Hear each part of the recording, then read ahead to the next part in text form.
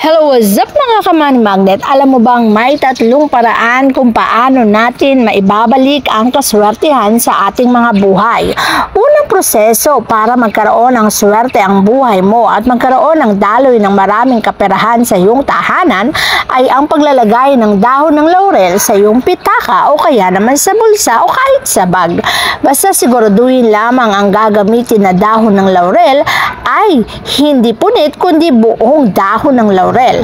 Bago mo siya ilagay sa pitaka ay sulatan mo muna siya ng numero 8. Ang numero 8 ay sumisimbolo sa infinity o walang katapusang swerte. Kaya naman kung walang katapusang swerte ang nais mong mapa sa iyo, numero 8 ang isulat mo sa dahon ng laurel at pagkatapos ilagay sa iyong pitaka at bulungan ng iyong kahilingan. Pangalawang bagay na binibigay sa atin ng dahon ng laurel ay nagtataboy ito ng mga negatibong enerhiya sa ating mga tahanan. Kaya naman ang pagsusunog ng dahon ng laurel ay mainam na ginagawa upang ang mga kamalasan o bigat ng pakiramdam sa iyong tahanan ay maitaboy o maalis mo sa iyong buhay. Para sa ganon, magandang kinabukasan ang mapapasayo dahil ang kamalasan ay aalis ng kusa sa iyong tahanan.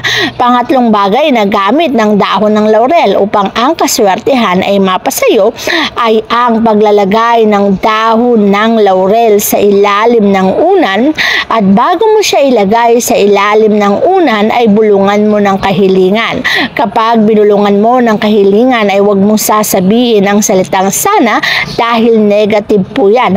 Ang sasambitin mo lamang ay kiniklaim ko na ang bagay na ito ay mapapasakin, siksik-liglig at nauumapaw. At ang lahat ng bagay na ibubulong mo dyan bago mo ilagay sa ilalim ng unan ay mapapasayo at matutupad.